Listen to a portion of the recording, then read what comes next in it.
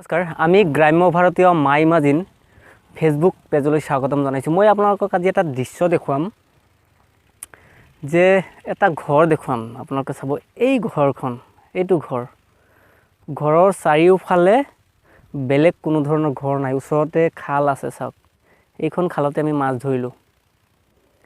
খাল আছে আৰু ৰাস্তাটো এয়া হৈছে ৰাস্তা। বাৰিষাত পানী উঠে। আপোনালোকে এতিয়া ক'ব পাৰে যে এই ঘৰৰ মানুহ কেনেকৈ বাস কৰে, সেই ঘৰখনত কেনেকৈ জীৱন ধাৰণ কৰে, কেনেকৈ দিনবোৰ কটায়। ক'বলৈ গ'লে সেই ঘৰখনৰ মানুহে বছৰটোত নিমখৰ বাহিৰে কোনো এটা বস্তু কিনি খাবলগীয়া নহয়। এই দেখিছে নহয় আপোনালোকে, জলকীয়া ৰুইছে, কি ধুনীয়াকৈ ফুল লাগিছে, জলকীয়া লাগিবই। আৰু এইফালে আছে আলু, ইয়াত কিবা ৰুব। সেইখিনিত আছে আপোনাৰ পিঁয়াজ তুলিছে নে তুলিব বুলি ক'লে মই ওচৰত যাম, দেখুৱাম বাৰু আপোনালোকক। আৰু এয়া মাকৈ খেতি, এইখন ঘৰৰে হয় এইবিলাক খেতি। মুঠতে আপোনাৰ মিঠাতেলটো কিনিব নালাগে। সৰিয়হৰ ছিজনত সৰিয়হ পায়, সৰিয়হৰ পৰা মিঠাতেল নিজে বজাৰত গৈ বনাই আনে। আৰু এই ঘৰখনত চাওক, আৰু এবাৰ দেখুৱাইছোঁ, কোনো লিংক নাই, মানে ৰাস্তাৰ লিংক নাই, কাৰেণ্টৰ লিংক নাই। মানুহবোৰ ভাবিব যে থাকে কেনেকৈ, ময়ো ভাবিছিলোঁ কেনেকৈ থাকে, কিন্তু যেতিয়া মই দিনটো ইয়াত কটালোঁ তেতিয়া মই গম পালোঁ যে হয়, ইয়াত থাকিব পাৰি। কাৰণ কি, ব্যস্ততাৰ মাজেৰে থাকিব লাগিব।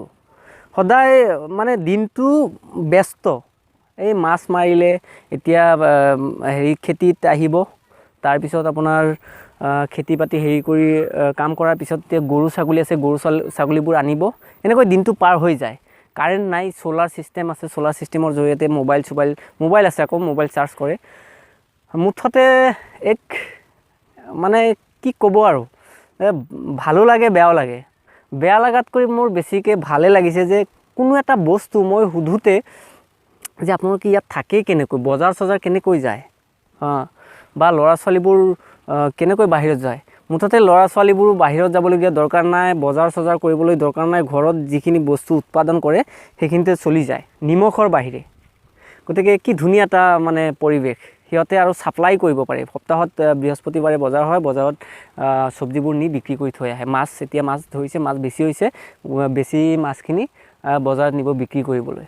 আৰু ল'ৰা ছোৱালী স্কুলত যায়, ইয়াৰ পৰা মোটামুটি 4 কিলোমিটাৰ দূৰত স্কুল আছে, সেইখন স্কুলত যায়। আৰু বাৰিষা সময়ত অলপ অসুবিধা হয়, নাও লাগে ইয়াৰ পৰা মেইন ৰাস্তালৈকে। এইখন দেখিছে চাগে দলংটো আছে যে, আৰু এইটো আগৰ দলং, এইটো ৰাস্তা নাই বাৰু। সেই পিছফালে থকা দলংটো, সেইটো হৈছে মেইন ৰাস্তা। সেই মেইন ৰাস্তাটো আহি এইখিনি দূৰলৈকে আহিছে, মোটামুটি 200 মিটাৰমান হ'ব।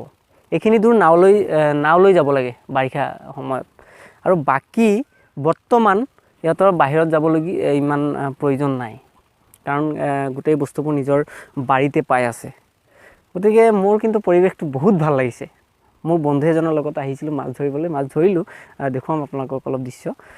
গতিকে আপোনালোকৰ এনেকুৱা পৰিৱেশ কেনেকুৱা লাগে, মানে থাকিব পাৰিবনে নাই, এইটো এটা কমেণ্ট এটা দিবচোন। থকাটো বাৰু পিছৰ কথা, কিন্তু এনেকুৱা পৰিৱেশত পৰা উৎপাদন কৰি শস্য, তাৰপিছত শাক চব্জি, এইবোৰ বস্তু উৎপাদন কৰি তাৰ সেই মজাটো কেনেকুৱা পাব।